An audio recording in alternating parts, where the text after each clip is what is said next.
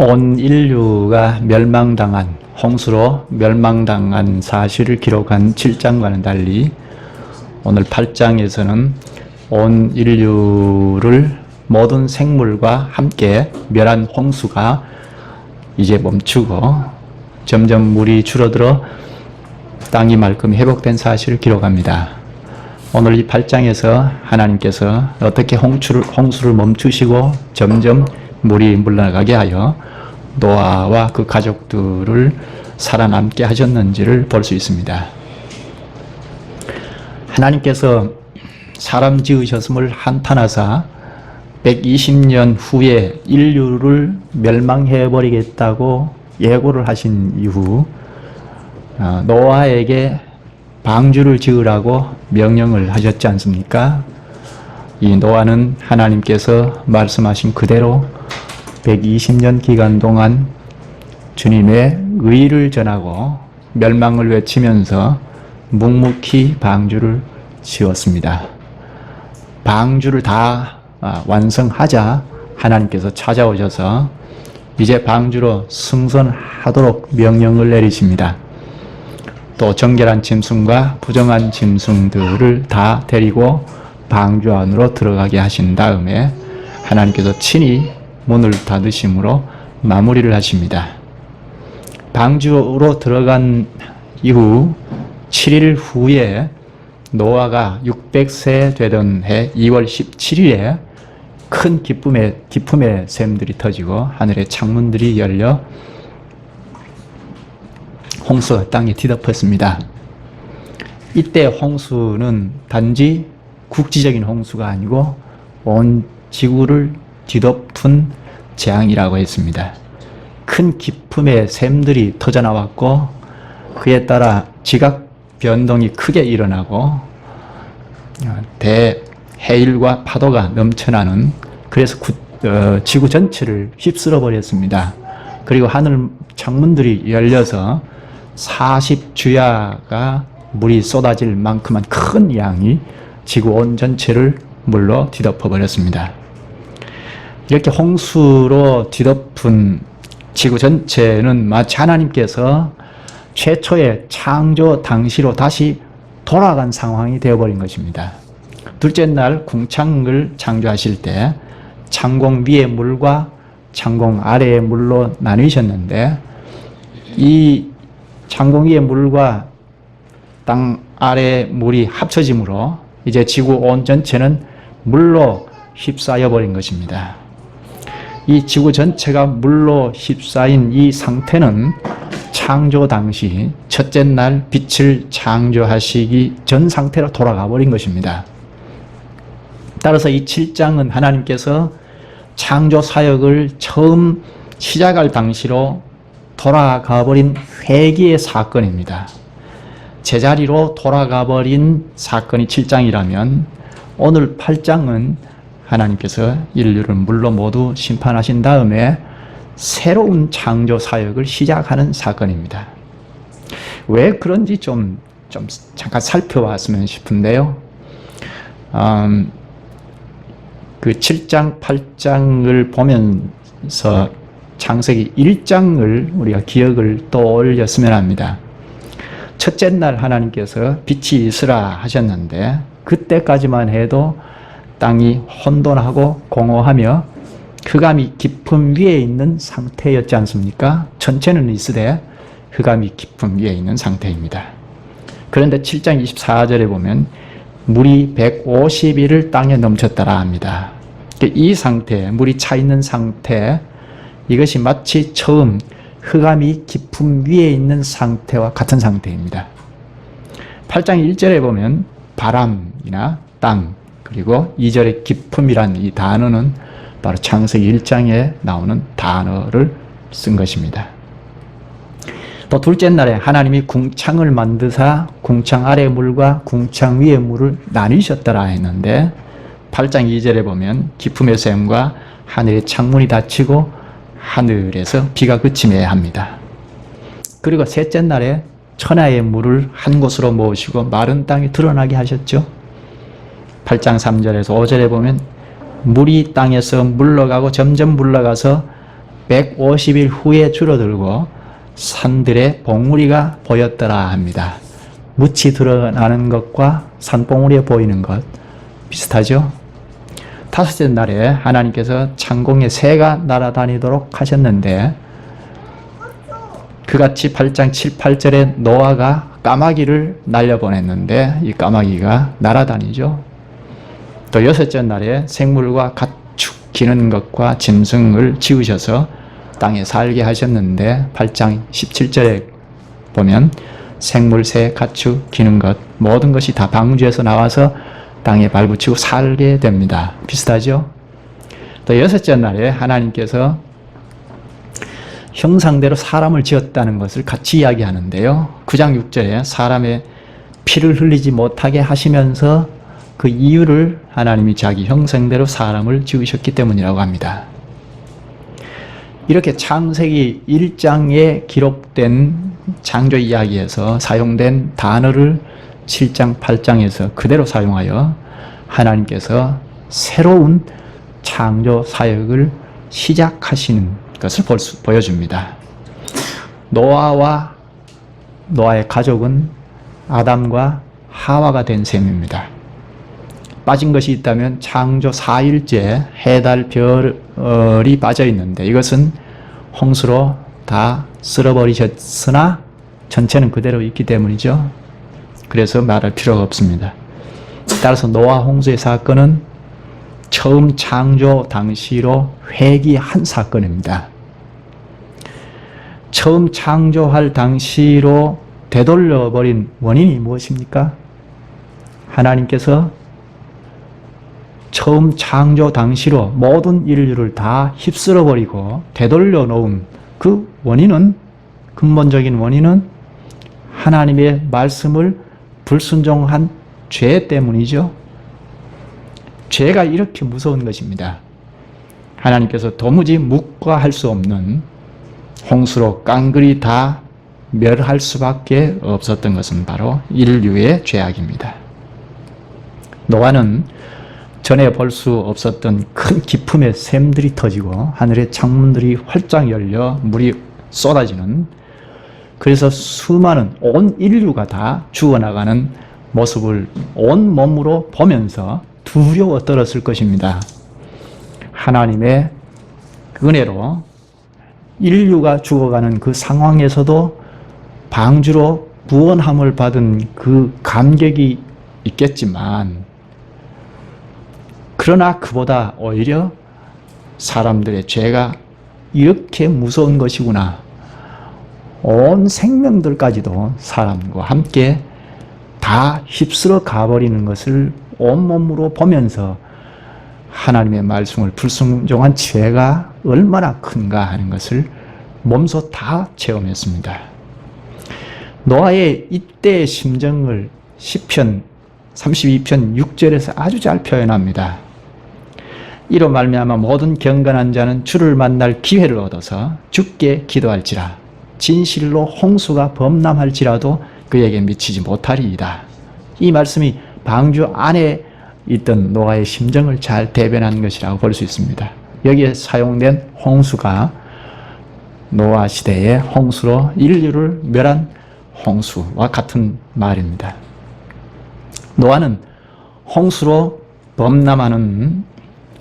범람하는 이 사실을 온몸으로 당하면서 온 인류가 죽어가는 것을 온몸으로 보면서 하나님의 말씀을 순종치 않는 죄가 얼마나 무서운 것인지를 직접 체험하고 두려워 떨면서 하나님 앞에 나아가 기도했습니다. 그 망망대해에 홀로 남은 노아 가족은 위로 하나님만 의지하고 기도하면서 예배했습니다. 방주 안에서의 노아의 생활은 주님 앞에 나아가 기도하고 예배하는 생활이었습니다. 이 두렵기 짝이 없는 이런 그 죽음이 곧 엄습해 오는, 노아 앞에도 죽음이 당면에 있는 것 아닙니까? 죽음이 엄습해 오는, 하나님의 보호하심이 없으면 노아도 별 수 없이 그 큰 홍수에 지구를 뒤덮은 물로 죽음이 엄습해 오는 그 상황에 처하였을 때도 노아는 주님 앞에 나아가 기도하고 두려워 떨면서 주님 앞에 예배했던 이 저력은 땅에 있을 때 120년 동안 해왔던, 쌓아놓았던 실력 때문입니다. 그렇지 않으면 주님 앞에 나아가 기도할 수 없죠. 자포자기했을지, 포기했을지, 삶을 포기했었을지 알 수 없습니다. 그런데 120년 동안 그 올곧게 하나님만 의지하고 하나님 앞에 기도하고 예배했던 그 생활을 방주 안에서도 그 휘몰아치는 풍랑 가운데서도 하나님 앞에 꿋꿋하게 120년 동안 해왔던 그대로를 해왔던 것입니다. 이것이 노아의 신앙입니다. 온 인류가 물속에 잠겨가는, 그래서 죽어가는 그 사실을 몸소 다, 온몸으로 다 경험하면서 두려워 떨면서도 하나님 앞에 나아가 기도하고 예배한, 이것이 노아의 신앙입니다. 이와 같이 오늘 우리도 예수님이 재림하시면 불로 심판할 텐데, 이보다 더한 2번 다시 기회가 없는 불로 다 심판하실 텐데, 이 심판을 두려워하면서 하나님 앞에 나아가 예배하는 생활을 해야 하겠습니다. 두려워 떨며 하나님 앞에 나아가 기도하고 예배하는 자들을 하나님께서 받으시고 새로운 삶을 살게 하시고 예수님 재림 때에 그 불로 심판하는 심판을 피하고 혼인잔치에 들어갈 것입니다. 그러므로 우리가 아무리 바쁘고 아무리 힘들고 어려운 일이 있다 할지라도 틈을 내서라도 주님 앞에 나와 기도하고 예배하는 일을 멈추지 않아야 하죠. 하나님 앞에 나아가 날마다 기도하고 예배하는 생활을 한다면 홍수가 범람할지라도 그 죽음이 노아 가정에게는 엄습하지 아니했던 것과 같이 불로 불심판이 올지라도 안전하게 주님 앞에 설 것입니다. 노아는 이미 이 땅에 있을 때 평소에 그 외롭은 길을 걸어갔지만 셋의 후손들이 다 하나님을 믿는, 우리도 구원이 있다고 하고 자부심을 갖고 있는 자들이 다 노아와 같은 생활을 하지 않을지라도 노아는 올곧게 주님의 말씀을 지키면서 방주를 지으면서 늘 하나님 앞에 나아가 기도하고 예배했던 생활이 축적이 되어서 방주 안에서도 차질 없이 행했던 것입니다. 오늘 우리도 평소에 늘 주님 앞에 나와 기도하고 예배하는 생활을 게을리하지 아니하는 것이 축적이 되어야 주님께서 재림하실 때, 불심판이 올 때 살아남을 수 있을 것입니다. 물이 온 세상을 덮어서 모든 생명을 죽음으로 몰아갔던 7장과는 달리 오늘 8장에 오면 반전이 있습니다. 홍수의 무시무시한 심판 앞에서도 하나님 앞에 나아가 예배하는 생활을 그치지 않았던 노아를 하나님께서 기억하셨다 하고 시작을 합니다. 8장 1절에 하나님께서 노아와 그 가족들을 기억하셨다 하는 말로 시작합니다. 하나님이 노아와 그와 함께 방주에 있는 모든 들짐승과 가축을 기억하사 합니다. 여기 기억했다는 말은 자카르라 하여 잊어버렸다가 얼른 생각이 난 것을 뜻하는 것이 아니고 항상 마음속에 깊이 새기고 있는 상태를 뜻합니다. 항상 깊이 생각하고 있는 이유가 무엇일까요? 언약의 대상이기 때문입니다.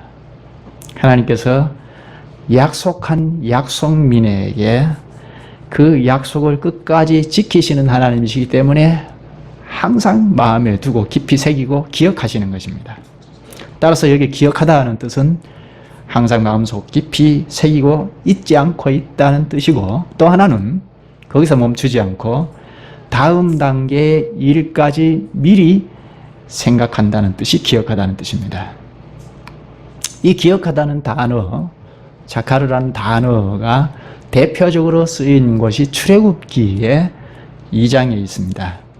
이스라엘이 애굽에서 노예 생활을 할 때 너무나 큰 고통 가운데 처하여 울부짖었습니다. 하나님께서 그 이스라엘의 고통 가운데 울부짖는 소리를 들으시고 기억하셨다고 합니다. 이때 기억하신 것은 이스라엘을 기억하신 것이 아니고 이스라엘을 이끌 인도자 모세를 기억하셨다는 것이 아니고 출애굽기 2장 4, 5절에 보면 족장들과 맺은 언약을 기억하셨다고 합니다. 하나님이 그들의 고통 소리를 들으시고 하나님이 아브라함과 이삭과 야곱에게 세운 그의 언약을 기억하사 하나님이 이스라엘 자손을 돌아보셨고 하나님이 그들을 기억하셨더라 합니다. 아브라함을 대표로 하여 이삭, 야곱과 그 족장들과 언약하신 하나님의 언약을 신실히 지키시기 위하여 이스라엘 백성들의 고통 소리를 들으시고 기억하신 것입니다. 아브라함에게 약속하신 것이 어떤 것이죠? 창세기 12장 1절에서 3절까지 이야기하죠. 여호와 하나님께서 아브라함에게 친척 아비집을 떠나라 하시고 내가 너로 큰 민족을 이루고 내게 복을 주어 내 이름을 창대케 하겠다 하고 약속하십니다. 이때 약속은 이제 족장 형태로 경영하시던 하나님 나라를 큰 민족을 이루어 국가 형태로 하나님 나라를 경영하시겠다는 약속을 하십니다. 그리고 15장에 가면 400년 후에 애굽을 내가 징별할지며 그 후에 내 자손이 큰 재물을 가지고 이끌고 나오리라 하고 약속하십니다.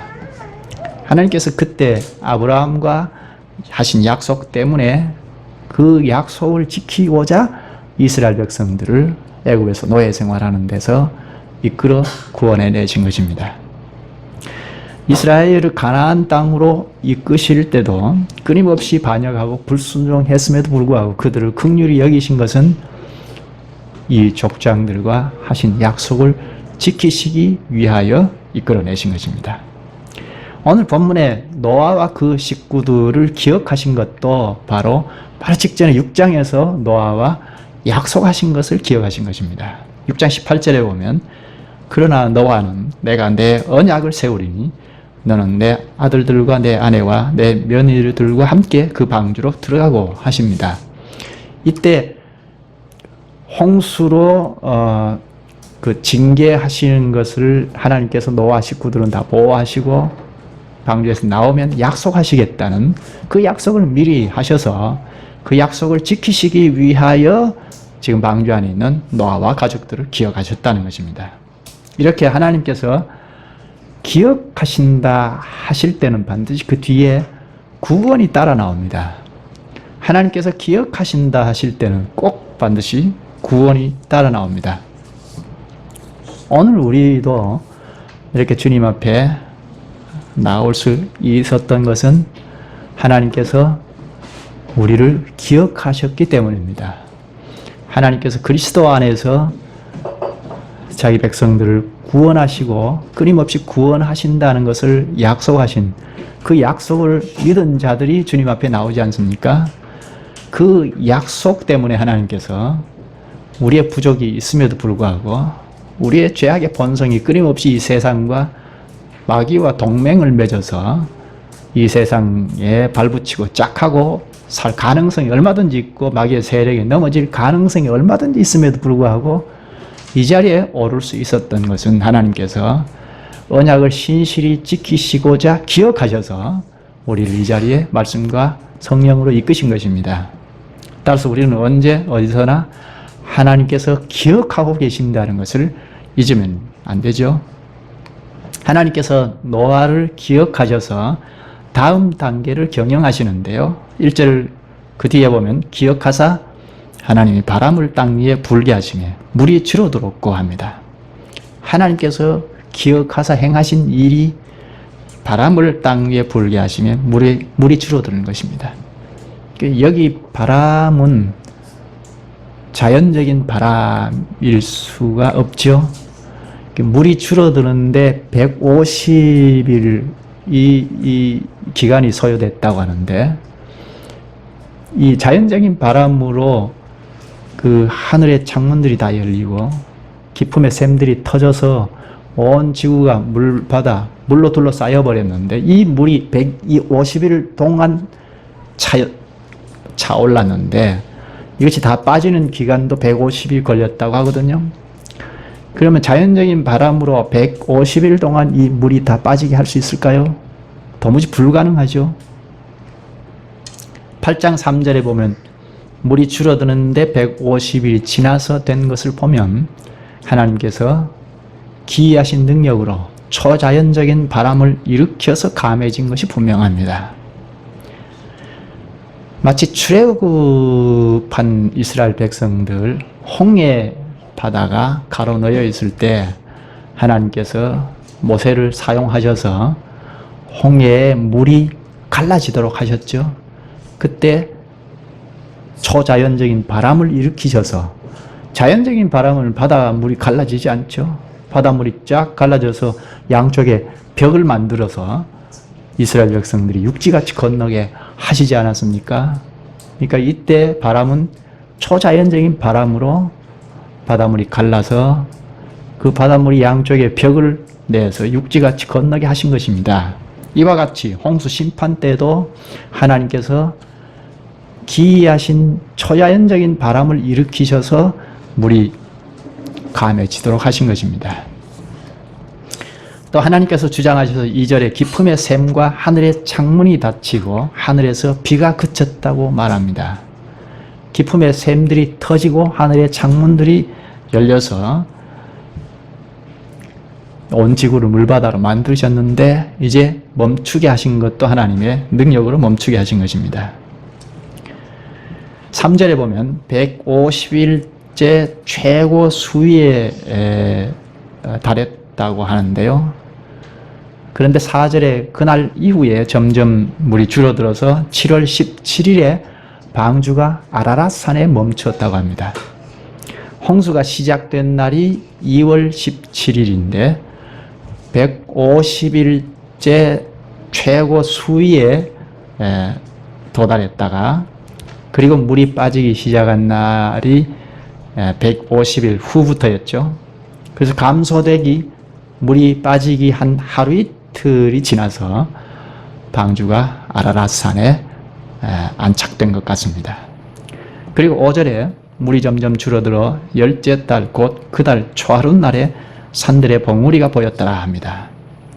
산봉우리가 보인 때가 노아 600세 때 10월 1일인데 14절에 보면 601년 2월 27일에 땅에 물이 다 말랐다고 하거든요. 그렇게 보면 산봉우리가 보이기 시작한 지 한 5개월쯤 지나서 물이 모두 빠진 거죠. 그러니까 한 5개월, 150일 기간에 물이 다 빠졌다는 것은 굉장히 빨리 빠진 거죠. 산봉우리가 보이기 시작한 지 150일여 만에 온 땅의 물이 모두 빠졌다는 것은 초자연적인 일이 아니면 할 수 없는 일입니다. 또 15절에 보면 하나님이 노아에게 말씀하여 이르시되 너는 내 아내와 내 아들들과 내 며느리들과 함께 방주에서 나오고 노아 가족들이 방주에서 무사히 나오게 됩니다. 뿐만 아니라 17절에는 땅에서 생육하고 번성하라는 축복을 주님이 주십니다. 20절에는 노아가 번제를 드렸다고 하고 하나님께서 그것을 기쁘게 받으시고 내가 다시는 홍수로 멸하지 아니하리라 하고 약속을 하십니다. 이제 노아로부터 사람들은 홍수의 두려움이 없이 완전한 자유를 얻어서 하나님께 예배하고 하나님과 동행하는 삶을 여전히 살게 되었습니다. 이 모든 일이 하나님께서 노아와 그 가족들을 기억하셨기 때문에 행하신 일입니다. 이렇게 기억함을 받은 노아나 그 가족들은 어떻게 했습니까? 하나님은 기억하시고 그 기억함을 받은 노아는 두려움에 떨면서 하나님과 교제하고 기도하던 노아가 산봉우리가 보인 뒤에 한 40일 동안 기다렸다가 창문을 열고 땅의 상태를 알아보려고 새들을 날려보냈습니다. 먼저 까마귀를 보냈는데 땅에 물이 마를 때까지 날아다닐 뿐 돌아오지 않았습니다. 아마 까마귀는 죽은 짐승들을 먹는 새니까 그 시체들을 뜯어먹으면서 방주로 돌아오지 않은 것 같습니다. 그 다음에 비둘기를 7일 간격으로 세 차례 보냈는데요. 여기 7일 간격으로 보냈다는 것은 아마 노아가 하나님께서 제정하신 안식일을 기억하고 안식에 참여하여 하나님과 함께 기뻐하고 창조의 완성을 기뻐하고 교제했을 것으로 봅니다. 안식의 정점인 영광의 안식을 기대하는 신앙도 함께 있었을 것으로 봅니다. 7일 간격으로 3차례 비둘기를 보냈는데 첫 번째 비둘기는 마른 땅이 없어서 앉을 자리가 없으니까 방주로 다시 돌아왔습니다. 두 번째 비둘기는 날려보냈더니 올리브 나무 잎을 물고 왔습니다. 그 올리브 잎을 물고 왔다는 것은 이 땅에 이미 식물들이, 나무들이 잎을 피고 새로운 생명이 양동하는 것을 볼 수 있죠. 세 번째 비둘기는 땅이 완전히 드러났기 때문에 더 이상 방주에 돌아올 필요가 없어서 돌아오지 않았다고 합니다. 비둘기가 돌아오지 않자 노아는 13절에 보면 방주 뚜껑을 제치고 땅이 모두 말라 있는 것을 확인합니다. 그때가 노아가 600세 되던 때 1월 1일입니다. 땅이 모두 말랐으니까 이제는 바깥으로 나갈 수 있죠. 이제는 바깥에 나가도 문제가 없습니다. 그런데 노아는 전혀 움직이지 않습니다. 왜 그랬을까요? 땅이 다 마른 상태, 원상 회복이 된 상태인 것을 확인하고도 움직이지 않습니다. 두려움에서일까요? 노아가 두려워했을 가능성도 있습니다. 그렇지 않겠어요? 뭐 주변의 사람들이 다 죽었다는 정도가 아니고 아는 사람들이 죽었다는 정도가 아니고 온 인류가 다 홍수로 죽어나가는 것을 온몸으로 경험하지 않았습니까? 그리고 창문들이 열려서 하늘에서 그동안 도무지 볼 수 없었던 그 엄청난 양이 다 쏟아지고 온 지구를 뒤덮어버리는 이런 일을 직접 한 몸으로 다 겪었고 보았던 노아였기 때문에 바깥으로 나간다는 것이 두려울 수도 있었을 것입니다. 그렇지 않겠어요? 그런데 방주 안에서의 생활이 이제 적응도 어느 정도 되었다고 보면 더 바깥으로 나가기 싫어했을 수도 있습니다. 근데 좀 더 생각해 보면 두려움에서보다는 적응이 되어서라기보다는 그보다 더 큰 것은 방주 안에서의 생활, 그 생활을 속히 벗어나고 싶었던 것이 더 컸을 것으로 보입니다. 방주 안에서의 생활이 어떻습니까? 짐승들과 함께 생활한다는 것이 쉽지 않지 않습니까? 아무리 큰 그 배라 할지라도 그 큰 상자 같은 그 배 안에 온갖 짐승들, 생명체들이 함께 거주해야 하는 이것이 쉬운 일이 아닙니다. 단 며칠만 살아도 우리 같으면 짐승들과 함께 부딪히면서 산다는 것은 참 힘겨울 겁니다. 그 좁은 공간에서 수많은 짐승들과 함께 지낸다는 것 자체가 큰 짐이고, 그리고 먹이를 계속 공급을 해야 하고 일일이 돌봐야 하는 것도 쉬운 일이 아닙니다. 그 자체가 엄청난 스트레스일 겁니다. 거기다가 외부로부터 오는 홍수에다 땅이 터지고 그 큰 지각 변동이 함께 일어났으니까 큰 해일과 파도 와도 싸워야 합니다. 물론 이런 것들은 하나님께서 다 지키고 보호해 주셨다고 할 수 있습니다.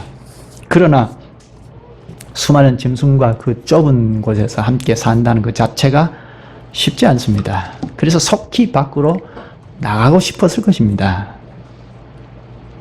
그러나 땅이 다 마른 것을 확인하고도 거의 2달을 방주 안에 거합니다. 물이 빠지고 거의 2달을 더 기다립니다. 어떤 방법을 동원해서라도 바깥으로 나갈 수 있음에도 불구하고 움직이지 않습니다. 왜 그랬습니까? 하나님께서 명령하시기를 기다린 것입니다. 우리 한국 사람들은 잘 못 기다리잖아요. 빨리빨리 문화가 있어서 조금만 기다리면 될 텐데 잘 안 기다립니다. 저도 예외는 아닌데요. 여러분도 마찬가지죠. 잘 못 기다립니다. 우리가 신앙으로 주님을 신뢰하고 기다릴 만한 것도 잘 못 기다립니다. 노아가 601세 때 1월 1일에 물이 완전히 거쳤다고 하는데, 그리고 2월 27일에 방주에서 나왔다고 합니다. 물이 완전히 빠지고 마른 상태를 확인하고도 한 57일 정도 더 기다렸습니다. 혹시 물이 빠지지 않았을까봐 기다린 것은 아니죠. 하나님께서 말씀하시기를 기다린 것입니다. 16절에 하나님께서 노아와 그 식구들을 방주에서 나오라 하시니까 나왔죠. 하나님의 말씀을 끝까지 기다린 것입니다. 말씀이 없으니까 말씀을 하실 때까지 기다린 것입니다. 우리가 이런 자세가 필요하지 않을까요? 노아에게 하나님의 말씀은 생명 자체라고 지난 시간에 생각했습니다. 노아에게는 하나님의 말씀이 생명이었습니다. 하나님의 말씀이 생명이지 않습니까? 이게 노아와 그 가족의 신앙입니다. 노아가 아무리 하나님의 말씀을 올곧게 지킨다 하더라도 가족들이 한 사람이라도 어장 놓고 발목을 잡으면 참 쉽지 않죠? 그런데 가족들도 보통 신앙이 아닌 것 같습니다.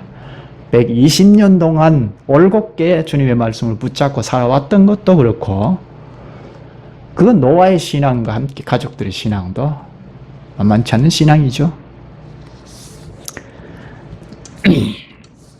멸망받은 셋의 후손들 참 안타깝기 짝이 없지 않습니까?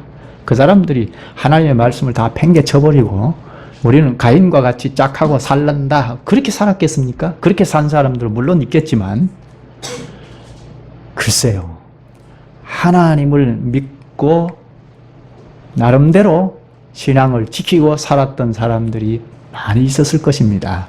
이것은 물론 짐작인데요. 오늘 우리 시대를 생각하면 충분히 이런 짐작을 할 수 있습니다. 오늘 우리나라 교회적 상황을 한번 볼까요?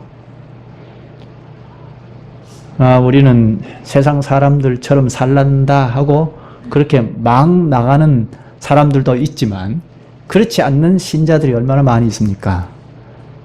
그렇지 않는 교회가 얼마나 많이 있습니까? 이런 교회들 중에는 이단으로 낙인 찍힌 교회도 있습니다.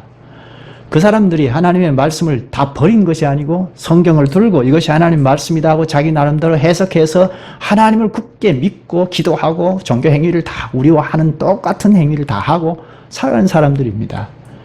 그런데 잘 성경을 펴놓고 보면 영 얼토당토 않게 성경을 해석하고 믿는 자들입니다.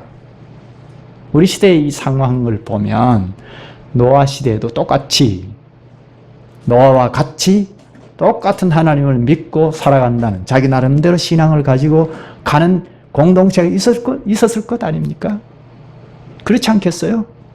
우리는 가인과 짝하고 가인과 같이 살겠다 하는 사람들 물론 있겠지만, 그렇지 않고 1000년 이상 예배하면서 살아왔던 민족들인데 적어도 그 전통은 지켜졌을 것 아닙니까? 그런 사람들이 다 홍수로 멸망당했습니다. 구원의 신앙이 못 되었다는 거죠. 나름대로 신앙이 있다고 다 했던 사람들입니다. 오늘 우리 시대에 예수 그리스도를 믿으니까 천당 간다 하고 나름대로 그 천당을 쥐고 살았던 사람들입니다. 그런데 물로 다 심판받았습니다. 하나님의 기억하심을 입은 자들이 아니었다는 것입니다. 노아와 그 식구들은 120년간 하나님의 말씀대로 방주를 지었고, 홍수 이후에도 방주 생활 안에서도 하나님을 예배하고 기도했던 사람들입니다. 물이 점점 물러가서 150일간 물이 빠져나갔습니다. 성질 급한 사람은 150일도 못 기다리죠. 하나님께서 우리를 구원하신 그런 능력이 있는데 하고 기도한답시고 짱 하고 한꺼번에 물이 다 물러가게 하실 수 있지 않느냐. 그러면 얼마나 감격하고 하나님을 감사, 충성하지 않겠습니까? 할 수 있잖아요. 하루아침에 물이 다 빠지면 얼마나 좋을까 하고. 그게 우리 생각이죠. 우리의 생각입니다. 그러나 하나님을 배우지 못하죠. 내 길을 여호와께 맡기라. 그를 의지하면 그가 이루시고 내 의를 빛같이 나타내시며 내 공의를 정오의 빛같이 하시리로다. 여호와 앞에 잠잠하고 참고 기다리라. 자기 길을 형통하며 악한 꾀를 이루는 자 때문에 불평하지 말지어다. 여호와 앞에 잠잠하고 참고 기다리라. 악한 꾀를 이루는 자 때문에 불평하지 말아라. 노아와 그 식구들은 하나님의 말씀을 기다리다가 하나님의 말씀이 떨어지자 그제서야 방주에서 나왔습니다. 적어도 이런 것이 구원의 신앙입니다. 여러분, 구원의 신앙입니까? 여러분, 신앙이 무슨 신앙이죠? 구원의 신앙인가요? 구원의 신앙이면 끝까지 말씀대로 하시나요? 말씀이 가라 하는 데까지 가고 말씀이 멈춰라 하는데 멈추는, 이게 구원의 신앙입니다. 하나님의 말씀을 순종할 때 가장 안전하지 않습니까? 노아에게 안전이 보장된 것은 올곧게 말씀대로 살아왔기 때문이 아닙니까? 하나님의 말씀대로 살면 그게 가장 안전한 겁니다. 노아가 만약에 그 전에 나왔다고 가정해 보십시다. 어떻게 되었을까요? 물론 아무 일 없이 무사히 나와서 생활한다 하더라도 최소한 말씀은 불순종한 자 아니겠습니까? 아벨과 셋 계열의 멸망받은 사람들과 다를 바 없게 되죠. 또 만약에 하나님께서 방주에서 나오라 하고 명령하셨는데도 불구하고 방주의 생활이 적응이 되었으니까 적응된 만한데 나오라고 한다 하고 불평하고 나오지 않았다고 가정해 보십시다. 그랬으면 어떻게 되었을까요? 사람이 한 곳에 적응이 되면 변화를 싫어하는 본능이 있습니다. 처음 적응할 때는 낯선 데 가면 적응하기 참 쉽지 않죠. 그래서 불편합니다. 그런데 거기에 어떻게 잘 적응이 되면 처음에 그렇게 불편했던 것도 전혀 불편하지 않고 거기에서 익숙하게 생활을 하고자 합니다. 변화를 싫어합니다. 그렇죠? 변화를 주기를 싫어합니다. 이게 우리의 모습이죠. 그래서 좀 변화가 오면 불평할 만하죠. 하나님의 말씀을 앞세우지 아니하면 이렇게도 저렇게도 다 걸립니다. 노아는 120년간 하나님의 말씀대로 순종하며 산 그 저력 때문에, 축적된 실력 때문에 방주 안에서의 생활에서도 여실히 하나님의 말씀대로 했던 것을 보여주었습니다. 하나님의 말씀을 생명같이 여기지 않으면 형편에 따라서 이리 걸리고 저리 걸리고 다 불평합니다. 이렇게 저렇게 살고 이렇게 하나 저렇게 하나 다 걸리고 다 불평합니다. 그래서 시편 기자는 심지어 자기 길이 형통하며 악한 꾀를 이루는 자 때문에 불평하지 말지어다. 그 사람들이 우리 주변에서 얼마나 우리를 불편하게 합니까? 이리저리 다 걸리게 하지 않습니까? 그런 사람들 때문에 불평하지 말라고까지 합니다. 상황을 불평하지 맙시다. 하나님께서 주신 상황입니다. 하나님 앞에서 경외하고 기도하고 예배하는 일이 우리의 최선의 일입니다. 어떤 상황 때문에 그러지 맙시다. 상황 때문에 기도를 못했고 상황 때문에 예배를 참석 못했다 하지 맙시다. 노아는 하나님의 말씀이 없이는 방주에서 한 발자국도 뗄 생각하지 않았습니다. 그런데 말씀이 떨어지자 그대로 순종해서 방주에서 나왔습니다. 방주를 떠나는 노아와 짐승들에게 하나님께서 생육하고 번성하라 하는 복을 주셨습니다. 하나님의 말씀을 순종함으로써 하나님의 복을 받아 누리며 살아갑니다. 노아가 한 번이라도 불순종했더라면 새로운 인류의 시작을 할 수 없었을 것입니다. 오늘 이만하고 다음에 이어서 좀 더 생각하시죠. 8장을 좀 더 읽고 오시기 바랍니다. 기도하십시다. 자비하시고 의로우신 주님, 주님께서 사람 지으셨음을 한탄하신 만큼 인간의 죄악의 관영함을 보시고 사람으로부터 가축과 기는 것과 공중의 새까지 다 물로 쓸어버리고 첫 창조 당시로 되돌려 놓으신 그 의로운 분이시옵나이다. 그러나 노아와 그 가족을 기억하사 구원하신 자비로우신 분이옵나이다. 노아와 그 가족을 기억하신 것은 공의로 인류를 홍수로 다 심판하셨으나 새 인류 역사를, 특별히 하나님의 언약민의 역사를 지어나가시기 위함이옵나이다.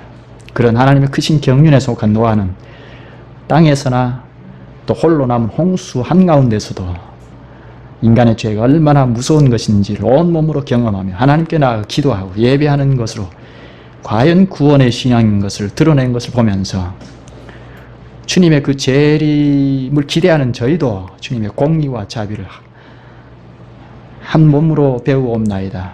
지금도 공의롭게 판단하고 다스리시는 하나님을 두려워 떨며 기도하고 예배하는 삶을 살아 과연 구원의 신앙인 것을 증명하는 저희들이 되게 하여 주옵소서. 주님의 공의로운 심판 앞에서 저희가 할 수 있는 일은 다만 기도하며 예배하는 일뿐이옵나이다. 주님께서 두렵고 떨림으로 예배하는 예배를 기쁘게 받으시고 자비를 베푸시고 그 안에 저희가 포함이 되는 은혜를 날마다 입게 하여 주시기를 원하옵나이다. 예수님의 이름으로 기도하옵나이다. 아멘.